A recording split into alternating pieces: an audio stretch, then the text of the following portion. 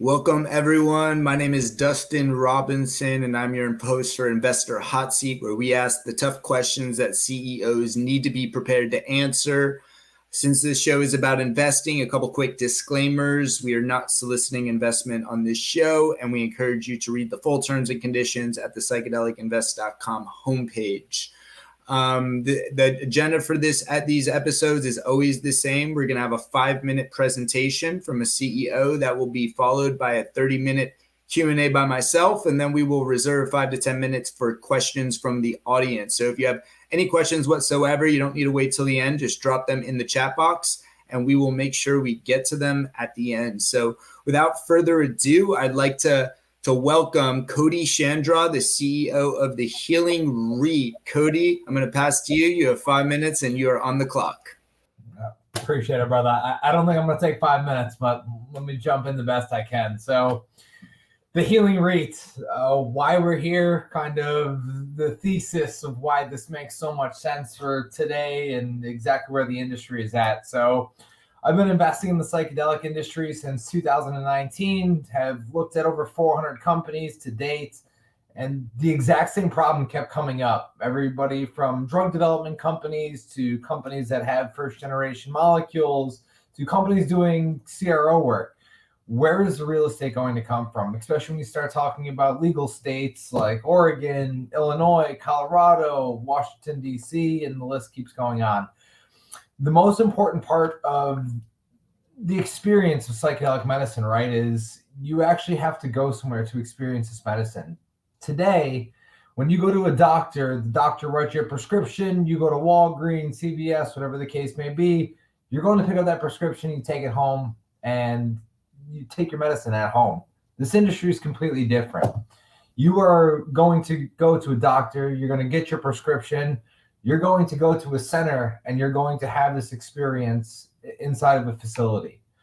Where is that going to take place in today's day and age? I'm not too sure, because right now that infrastructure doesn't exist. And that is exactly why the REIT was born. So I've had the opportunity to talk to over 100 different practitioners, doctors, CEOs of public companies in the psychedelic space, and they need the space. So where does that come from? How does that exist? What's in place to make that happen?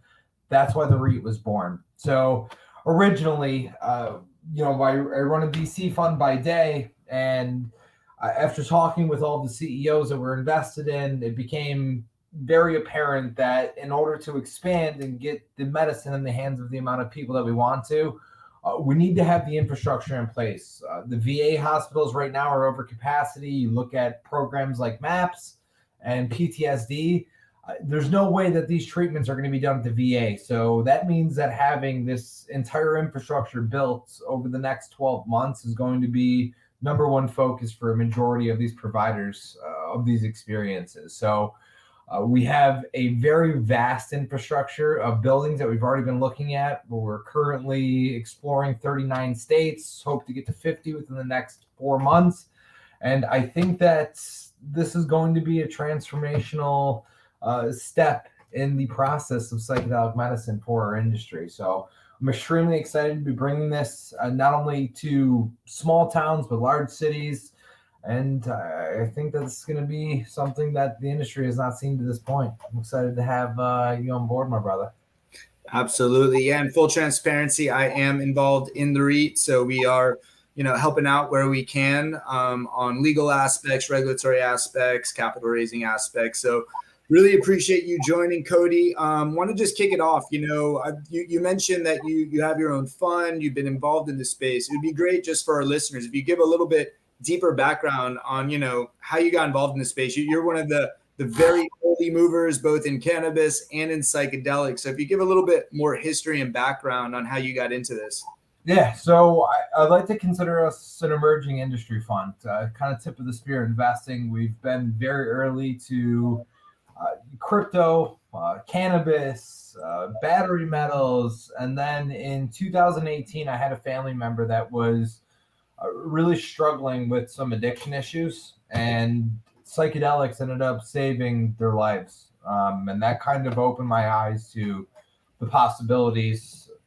Full transparency, a little bit of a recreational user, as I was growing up. So obviously personally experienced, but didn't really have the medical understanding of what the repercussions were for some of these treatments. And kind of hearing a firsthand account, I really started to dive in head first. And that was really what opened our eyes up. So to date, we've made 57 investments across 41 different companies, everything from drug development companies to clinic operators to technology companies. There's really no vertical that we haven't touched at this point. And, I have to say it's probably my favorite class of investments over the last 10 years.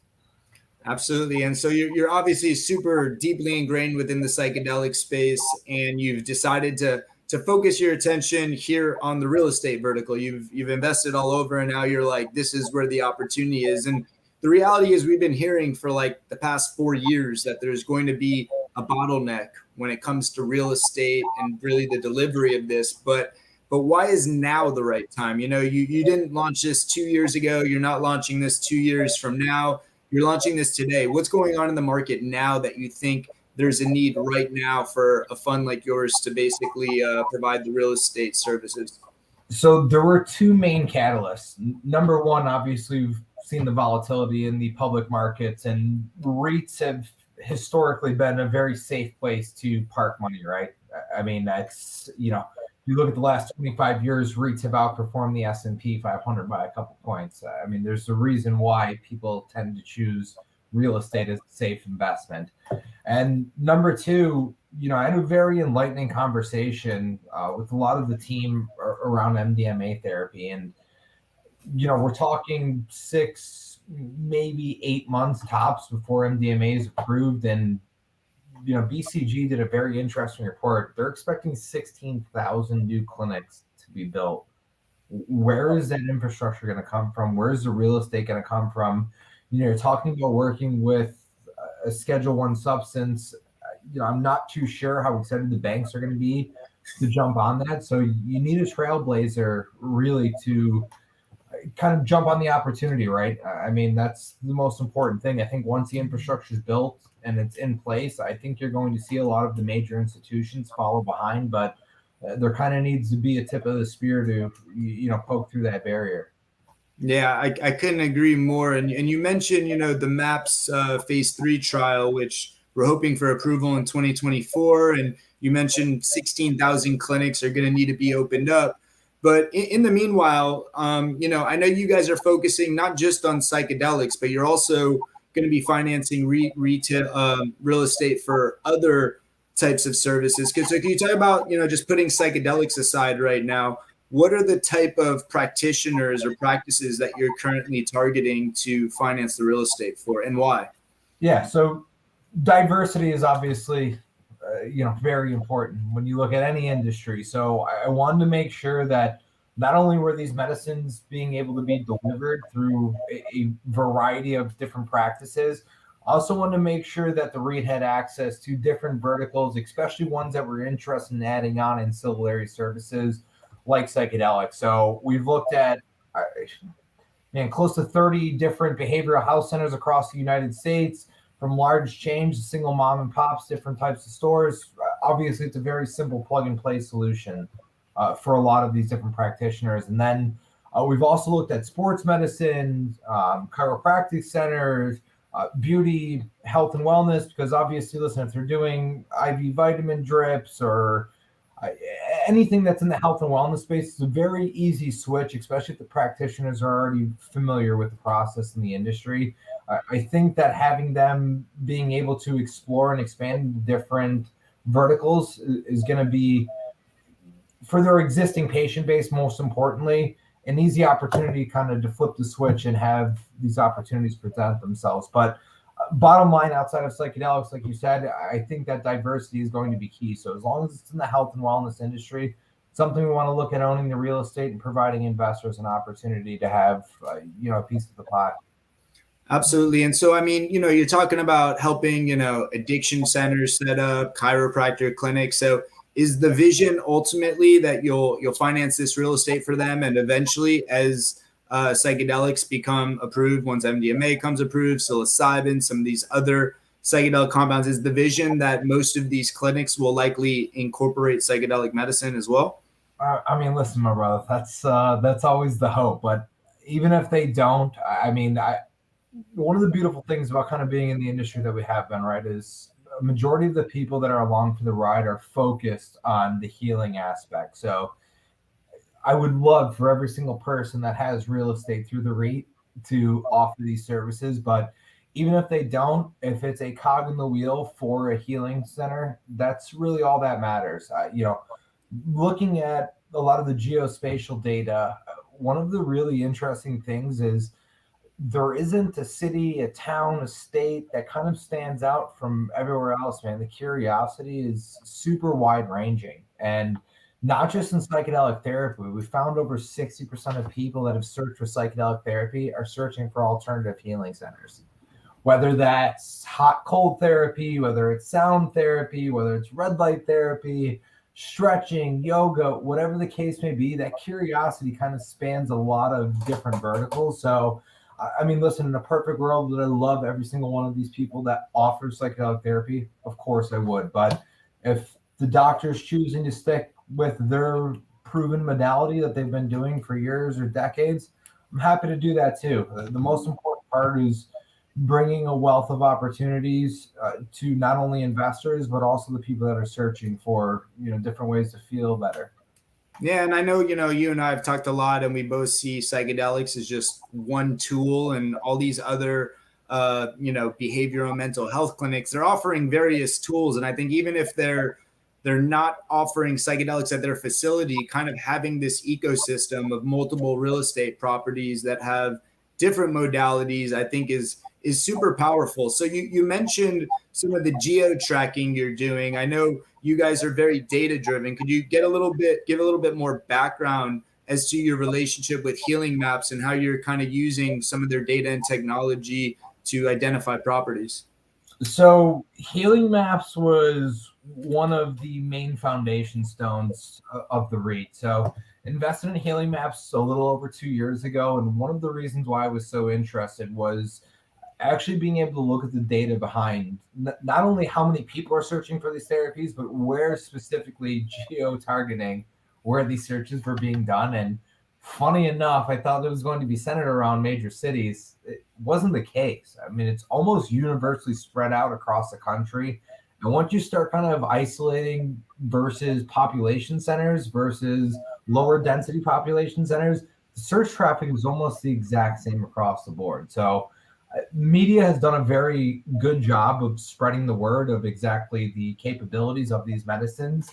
But having that data specifically is now creating a different type of opportunity for not only the clinicians that are interested in providing these therapies, but the companies that are already well established in the space. So, for example, if you have a ketamine clinic that is looking to expand, now you can actually go through and identify opportunity zones based on this geospatial data of exactly where these clinics should be placed. A lot of companies are, no fault of their own. Obviously, the media does a very good job of telling them exactly where they should. But Los Angeles, San Diego, Dallas, Austin, Houston, Miami, Fort Lauderdale, New York, there's a high concentration of clinics in very metropolitan areas. And listen, it looks great from a press release perspective, but if you want to talk about delivering these medicines and these therapies to the most amount of people possible, we can actually show companies now that come to the REIT that want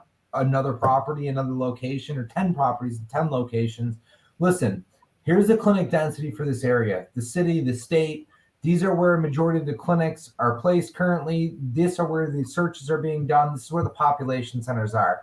Now we can help target specific towns, cities, even states that are very highly underrepresented for a lot of these therapies, but we're seeing the same amount of search traffic based on population. So, I think when you're looking at the larger picture and you're trying to get, more people access to therapies, having that data is the key to the equation in my mind. And I think that's kind of one of the special things about the REIT that, it really doesn't probably get talked about enough. And maybe even the industry as a whole is, the cities are great, but once you start talking about the smaller towns, smaller cities, smaller states, there's just as important of a need to have these therapies available there. Absolutely. And so, you talked about how, you're using this data to help you find locations, but part of any real estate fund, part of the success is building the pipeline of actual real estate properties. So could you talk a little bit about the pipeline you already have and maybe give some examples of the type of real estate you already have in the pipeline and how you're structuring those acquisitions? So listen, we're talking to a lot of public companies. I obviously want to be, very careful with what I say until that news becomes public. But I think a lot of the people that are watching the REIT right now and also watching the psychedelic industry are going to be very familiar with some of the names that we're working with. As far as property goes, listen, we have looked at everything from small residential type of homes that are going to be doing ceremony type services in legalized states like Oregon, Colorado, and Illinois, as large as 15,000 square foot facilities next to VA hospitals that are zoned for medical use that, will be multimodality purposes and centers. You'll have everything there. You'll have psychedelic therapy, you'll have talk therapy, you'll have group therapy. Then you'll have things like ketamine, MDMA once they become legal, and hopefully psilocybin in the future. So I want to provide as wide of a net. Listen, what works in one town and one city is not going to work in another town and city. So that's the reason why partnering with specific providers of these therapies that we can trust is the most important thing. I mean, we have companies that we're talking to that have multi-$100 million market caps. And then we also have startup companies that have been, working with 1-2 people a month, for 10, 15, 20 years. So, it's going to specifically depend on the area and specifically depend on what the practitioner's needs are. I don't want to focus on just large corporations. I also want to make sure that people that are running smaller practices have the same opportunity to treat patients. Yeah, I'm sure there's people who will end up watching this that maybe have 1 or 2 ketamine clinics that are interested in expanding, and obviously having a real estate partner like you guys would be tremendous. What are some of the criteria that these clinics need to have in order for you guys to be comfortable working with them, financing the real estate, and essentially putting them in as a tenant? Yeah. Listen, the criteria is going to change for every single tenant, not only per tenant, but per state, per city. I mean, it's really kind of a process that we've custom tailored to each specific region, each specific user. Obviously, the companies that are sitting on millions and tens of millions of dollars, the due diligence process is going to be different from somebody that has been providing services, in their spare bedroom or whatever the case may be, and a third party space. So the due diligence process is uniquely fine-tuned to each specific person. It's not a blanket statement where we're just looking for multi-million-dollar companies to go through and be provided with real estate. We're open and willing to work with everybody. Great. And just to give a sense of the size of the capital you're looking to deploy, how much capital over the next 1, 2, 3 years, how much capital are you looking to deploy into real estate? So my expectation is deploy $100 million in this first year. I think that we'll easily get to 90 million. I think we can get to 100 million in very short order. I'm guessing in the next 10 to 12 months. And I plan on the next 36 months to have $1 billion of assets under management, especially if the banking industry isn't going to step up and provide real estate for these therapies to be delivered. I'm happy to be the guy to do so. So, even if you look back to the BCG data, just for MDMA therapy, you're talking about 16,000 new clinics being built. You take 10% of that, I mean, you're easily surpassing $1 billion in real estate. Where that's going to come from, I'm hoping that I can be a large portion of it, but we're going to need other people and companies to step up in order to facilitate, that type of size. It's just what it is. So I'm hoping.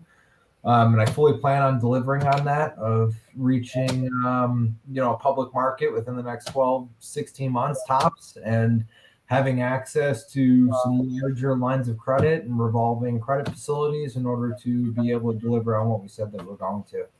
Yeah, and maybe it would be helpful maybe to explain to the viewers how you guys are structured and how you eventually plan to transition into a REIT and why going public is so important as part of that process. I'm sure a lot of people that are watching this might not be familiar as to what a REIT is. So maybe you could just give a little bit more background on that.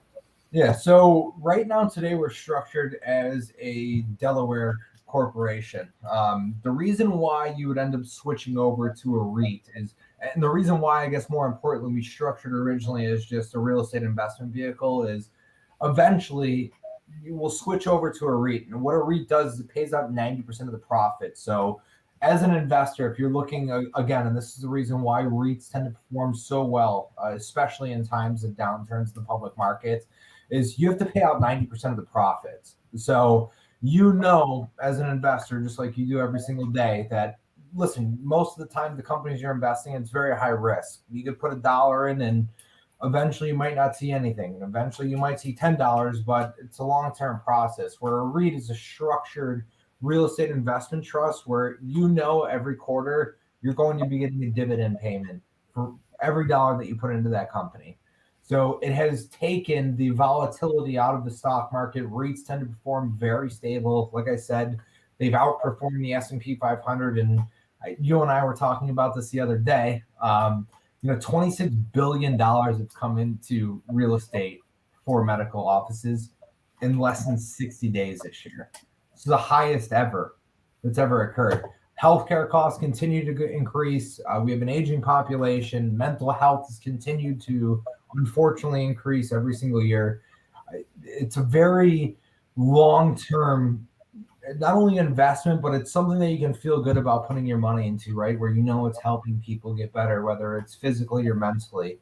So the reason why we wanted to offer this to the public is right now the minimum investment is a little bit high, but once a company goes public, if you have $100, you're going to be able to invest into the REIT where change is taking place. And that's honestly the most important part. And listen, does it provide access to capital on a larger scale through larger institutions, larger banks?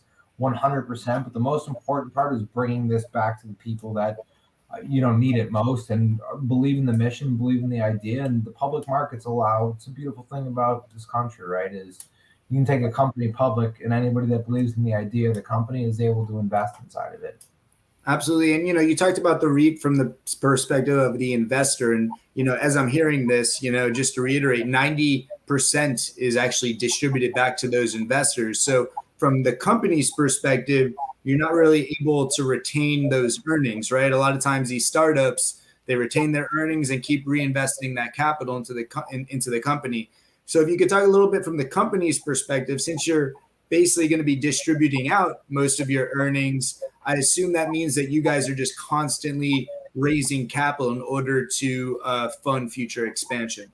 So I believe that over the next 12 months before we end up going public, we're going to be able to raise enough capital where all of our purchases are going to be cash buys. So it's going to offer the opportunity to buy cash, especially in this market where interest rates are through the roof. There's going to be the opportunities to buy things at severe discounts to what they would normally list at if they were going through a bank purchase. So number one, the cash buying power, I think, is very powerful, especially in today's market. And listen, I don't want to be sitting. You see these companies that sit on 20, 50, $100 million of cash and are not doing anything with it. I don't want to run an operation like that. When opportunities present themselves, I want to be able to go to my investors or go to a bank that's offering a line of credit and say, listen, this is our facility. This is the person that's going to be leasing this facility from us. We want to buy this in the next 30 days and be able to draw down on that. I don't want to be one of these companies that are sitting on tens, hundreds of millions of dollars and not doing anything with it. If the company's operating successfully, then the whole point is to distribute these returns to investors. I've been pleasantly surprised, man. A lot of the people that are interested in signing leases with us and interested in getting buildings are also interested in investing in the REIT. I'd imagine that makes a lot of sense. One of the things, Cody, you've been so good in just creating a huge network within the psychedelic space and in the cannabis space and all these emerging markets. But one thing you did very early on with the healing REIT, which I give you credit for, is you recognize there were certain areas that you weren't strong and you really built a team around you. So maybe you could talk a little bit about the team you've built around you to kind of help you really kind of scale this business and really the real estate expertise that's needed to scale it. Yeah. So listen, I'm the biggest believer in having a strong team around you is able to win championships. I don't care, if you're in professional sports, if you're in business or just a family, having that network of people that you can rely on and you can count on is, in my opinion, the most important part of any successful business. So I really focused. I've been working on this for 14 months. It wasn't until the last 6 months that I really pulled the trigger on actually getting this started, because I wanted to have the entire infrastructure for this company planned out and in place before I ever started talking to anybody about what this was or how this worked. So we have, from the beginning, made sure, Mr. Psychedelic Law, having involved on compliance and areas of legal expertise, to having one of the largest law firms in the world that you were so kind enough to come meet with us at GT Law.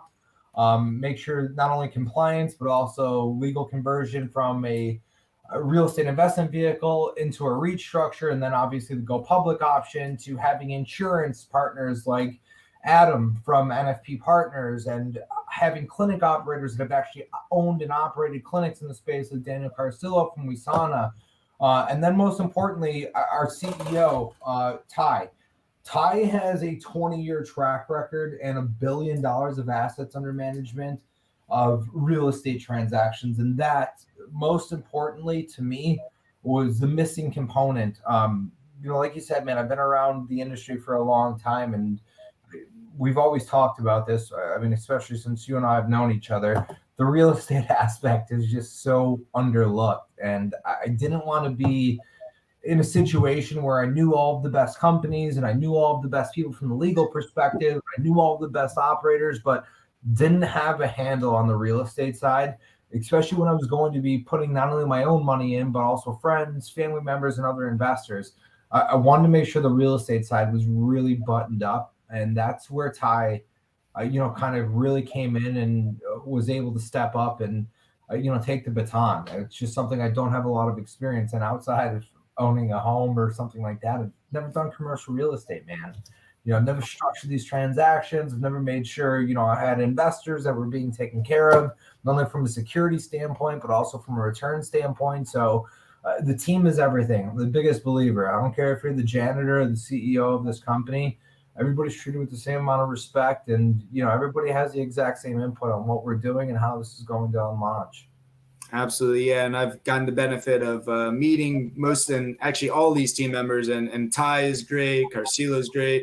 You've really built an incredible team. So I want to talk a little bit about like the future. So I know, everyone's kind of, trying to think about what the future of like a psychedelic center would look like. So let's just like fast forward 5 years from now.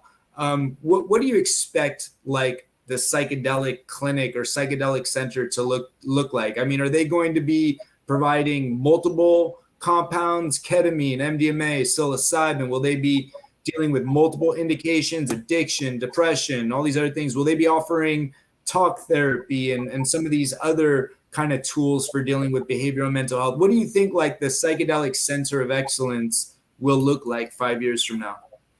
So I think it's going to look like a hub and spoke model for a lot of different places. I think in small towns, I think obviously offering the widest range of services possible is going to be really important. But in major metropolitan areas, I think you're going to see a lot of different modalities that feed into like one hub. So I think you're going to have the behavioral health specialist. I think you're going to have the addiction specialist. I think, something that a lot of people don't even talk about, like OBGYNs. A lot of mothers experience, postpartum depression and things like that. So I think you're going to have a very large network that feed into these major centers that offer everything. So whether it's talk therapy, whether it's group therapy, whether it's MDMA, whether it's ketamine, hopefully eventually psilocybin, even farther, 7-10 years down the road, whether it's DMT, I think you're going to see, based again on the area, exactly where it's going to be, I think you're going to see a very wide variety. But my hope is, listen, to have these giant centers, especially in, like I said, major metropolitan areas that are really hubs for a very wide variety of therapies. That's my goal. And listen, I could be wrong. My interest is just making sure that the operators have the ability to build out these centers of whatever they want. So if somebody only wants to build a ketamine center, I'm happy to help. If somebody wants to build an MDMA center, I'm happy to help. Whatever they're interested in building, I'm happy to provide guidance of what we've seen from our portfolio, kind of what we know, and then obviously what all of our advisor, board members, and investors are seeing. But again, it's up to the practitioner, whatever they want. That's what I'm happy to support and happy to build out. But I personally think that these centers are going to be unlike anything that you've ever seen in healthcare, where they're not only going to provide, psychedelic substances, but they're also going to have everything. You might go in for, a hot tub, then a cold tub, then, red light therapy, and then, maybe peptide therapy, or it's going to be a wide variety of things. I think that we're not even scratched the surface of what these things are going to look like in 5 to 10 years. So I'm just hoping to be along for the ride. Absolutely. And, when you start thinking about like some of these short acting psychedelics, like Beckley Psytech just announced their IND approval for their phase 2B trial for 5-MeO-DMT, you start to really kind of have a lot more flexibility as far as being able to, do some of those cold plunges or infrared saunas, and then, kind of get 5-MeO-DMT, which might only last like an hour or so. When you're talking about MDMA and psilocybin, more long lasting, it's harder to imagine kind of these different modalities, but certainly when you're getting some of these shorter duration psychedelics, I think that could be quite unique. So I want to also talk now a little bit. You've mentioned Colorado and Oregon a little bit, and so I kind of think it's kind of bifurcated into like what's happening at a state level. So several states are legalizing psilocybin and other psychedelic compounds, and then there's what's happening at the pharmaceutical level, where you have MAPS, who's going to be getting approval on MDMA most likely. You got Compass that's going to be getting psilocybin approval hopefully pretty soon. So, but the Colorado and Oregon and some of these other states, it's a different type of place. So could you talk a little bit about kind of the difference in how you're looking at the real estate play for each of these different types of markets? So without giving away too much of the secret sauce, listen, I'm interested in both, not only the pharma route, but also the more holistic, full spectrum routes in places like Colorado, Illinois, Oregon. Specifically, when you're talking about places where states have legalized, but obviously you and I both know federal legalization is going to be years, if not following the cannabis route, maybe decades behind what that looks like. The banking aspect is going to be non-existent. So even if you have a physician that's been in business for 20, 30 years, runs a profitable practice, never had a problem, never had an issue, if you go to the bank and you tell them, listen, I want to build a center to deliver Schedule I substances to patients, you are not going to get approved for that loan. So I want to make sure that while we're focusing on medicalized, FDA-approved therapies, I want to make it very well known, if you have a state that is legal to provide psilocybin, provide MDMA, provide DMT, provide mescaline, whatever your treatment method is, we're going to be there to provide. The most important thing is, listen, are you running a safe practice? Are you running a center that is near break even or in cash flow positive? And you can be helped by having not only an increase in patients and a brand new facility that's beautiful that people want to come to and see. So I don't want to focus just on the medicalized side. I also want to make sure there's opportunities for, I don't want to say recreational because I still think it's medicalized, but obviously the recreational opportunity is going to be there. I don't want to just keep the REIT inside of, one line of thinking. I don't think that's going to be good for the long-term success, not only of the industry, but also for investors. Absolutely. And yeah, what Cody's describing with, Oregon and Colorado, we, both Cody and I both worked in the cannabis space, and we saw it tremendously in cannabis because it's federally illegal. You can't get banking, you can't get loans. So as a result, in the cannabis industry, some of the most successful funds were real estate funds that would go out, finance that real estate, and then lease it to the cannabis operators. And I certainly could see the psilocybin side following a similar kind of track. I only have a couple more questions, so if anyone has any questions, make sure you drop them in the comments box, and we'll begin to them in just a few minutes. So Cody, one of the other things you've kind of referenced a few times, like you guys could help people find real estate. Could you talk a little bit more about like the full spectrum of services someone would get if they work with you? Are you also helping with the build out? What's like the full slew? What's the benefit of working with you guys versus some other real estate fund that isn't as familiar with the space? So if you came to me today and you said, Cody, I want a location in Denver, Colorado. I want to be able to have 5,000 square feet. Tell me what I can build, what I can do, what services I can offer. We've been very lucky to, like I said, team is everything, have a full service provider. So all of the TI budgets, let's say you find a building in downtown Denver that you love the location, it's beautiful, but the inside is, not what you're expecting. You want a waterfall, a Buddha statue, and, beautiful front desk covered in slate. We're covering all of the TI budgets. So these are full triple net leases. We will build these facilities out specifically to exactly what every practitioner wants. Not only are we going to build these things out, but now if you want to come through and you want to say, listen, I'm interested in Colorado, for example, what does it look like as far as clinic density, traffic, type of searches are we getting in Denver? I live south of Denver, Cherry Hills. Is there anything available there? We now have the opportunity to take that data from Healing Maps, that geospatial data, and show you exactly where the density is and exactly where the amount of searches are being done in that state. So we can help not only build out, but we can also help identify specific locations, cities, towns, streets that may be better purposed in order to drive traffic to the clinics. And then, we also have a management company that will help order ketamine, order your med systems, provide ancillary services like deep TMS. If you want to have vitamin drips available, we have partners for that. So the idea is a full suite of services. If you want to just have one thing, you're just looking for property, you don't need anything else, fantastic. Happy to buy that for you. Happy to do all the TI. If you want to start looking at additional services, additional opportunities, we're also happy to do that. So again, I think on custom tailoring these things specific to what each person wants is the most important part. One size doesn't fit all. So I want to be able to make sure that whatever you're looking for, we can provide that for you.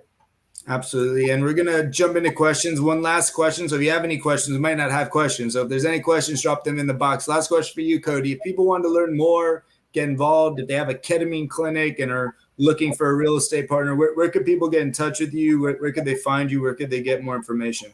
Man, I am unfortunately everywhere.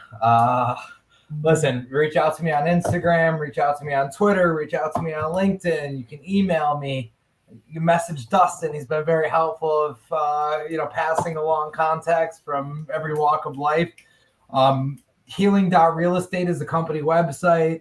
We're currently going through a redesign right now. It should be up in the next 15 days, but there is a contact me box on there if you want to hit that. But social media, obviously there. I think it's a beautiful thing about living in the information age, right? It's almost too easy to get in touch with people.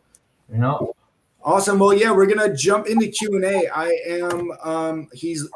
First question we got is, what is your email? You got an email address you could share?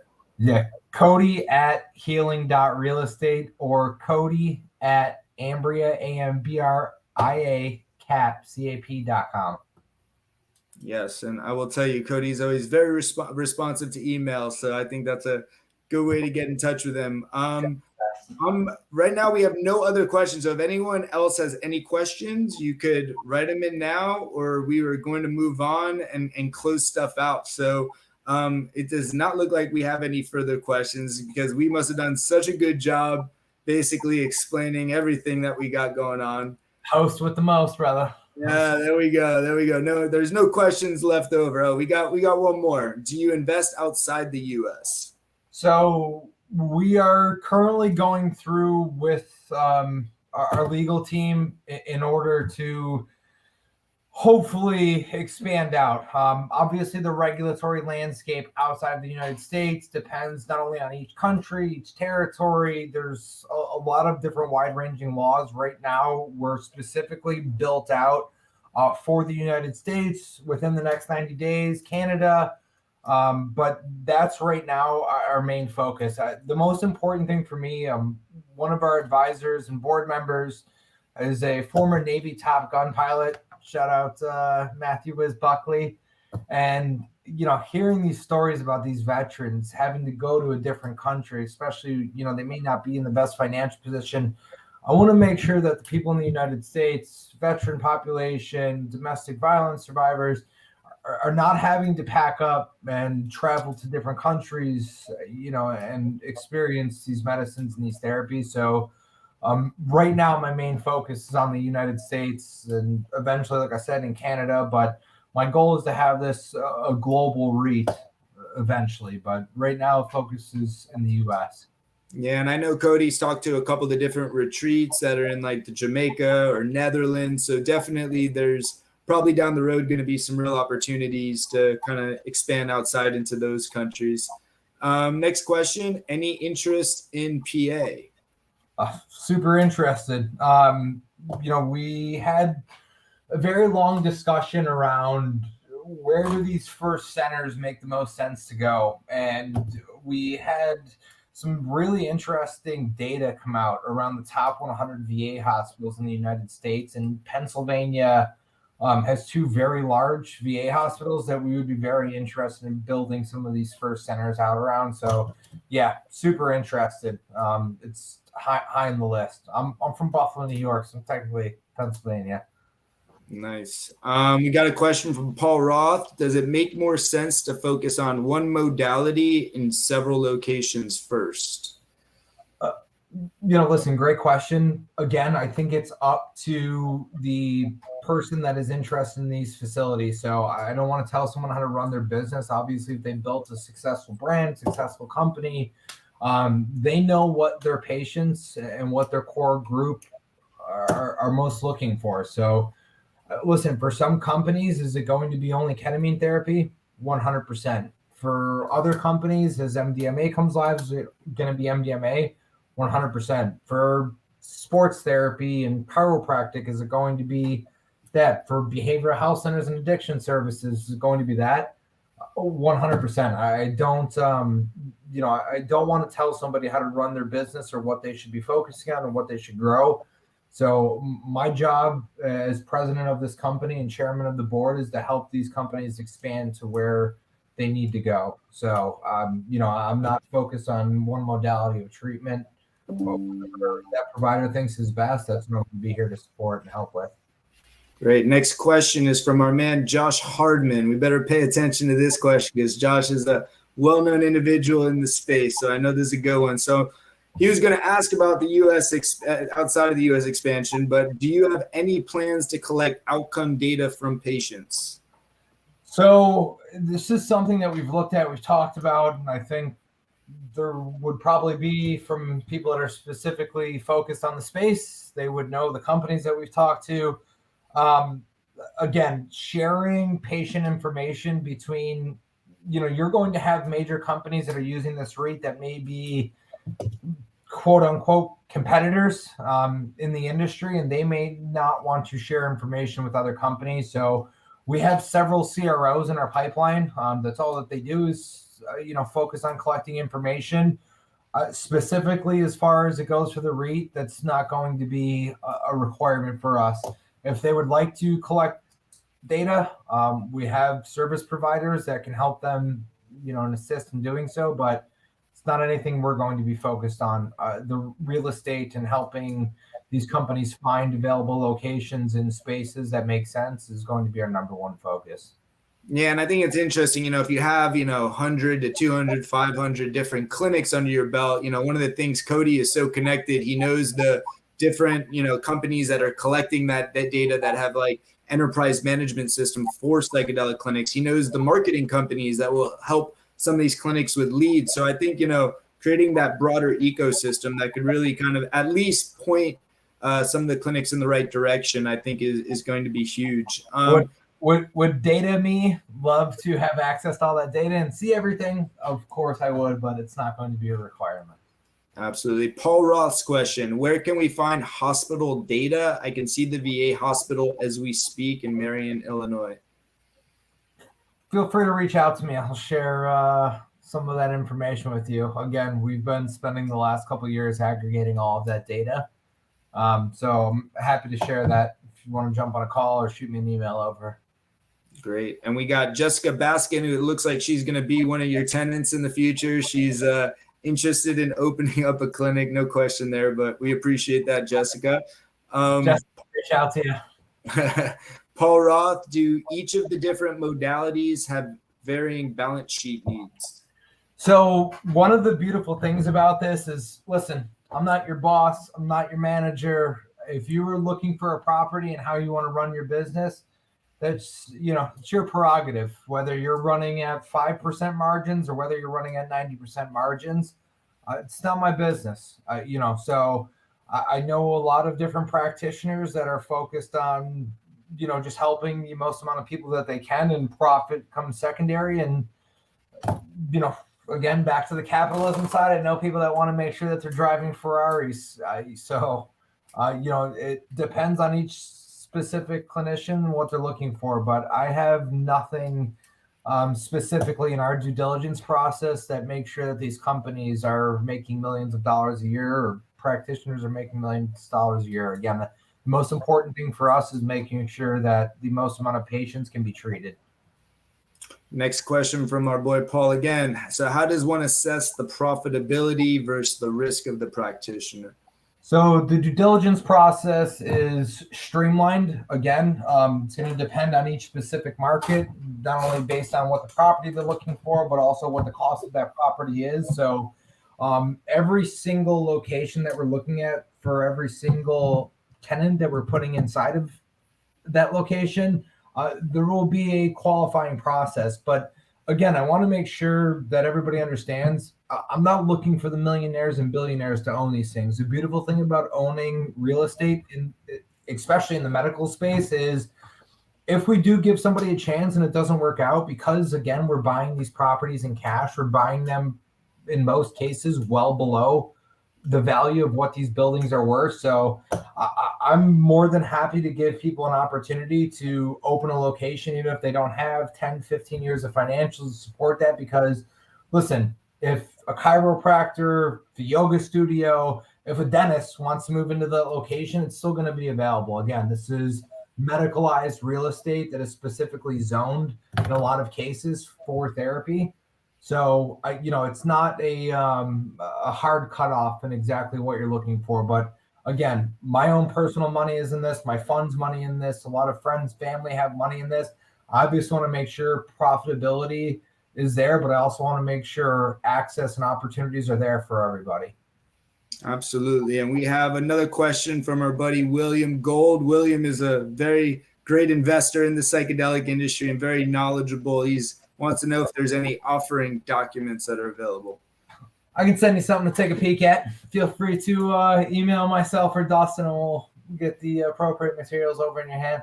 Yeah, William, I'll get that to you, and I know I'll be seeing you in Monday at Cantor Global. If anyone's in town in South Florida, in Miami, there's a great event next Monday, Cantor Global, that we will be at. So if anyone's able to attend that, we'll be there and able to talk through some things. I think that's the last question. So Cody, it looks like you survived the Investor Hot Seat. Great job. Really appreciate having you on. Of course, brother. Thank you for having me. Appreciate all the questions, all the interaction, and I appreciate all your support too, man. It's been a pleasure. Hell yeah, we're just getting started. Oh, we got one last question. You guys going to SXSW? I just canceled my flight. I was supposed to. I am not going to be there. How about you, Cody? I got a baby coming a couple weeks after that, man. I can't take the risk of being on the road, so I'm going to be here with the missus. Yeah, I won't be there, but we actually are doing a panel at the Soho House in Austin. I was supposed to moderate it, but I got some people stepping in for me. But if you're around Wednesday night before SXSW, we're doing an event at Soho Austin. Shoot me an email. happy to provide more information. Awesome. Well, thank you everyone for joining. Great questions. Cody, great job. And looking forward to keeping up with all the progress in the future. Love you, buddy. Appreciate you. Have a good one.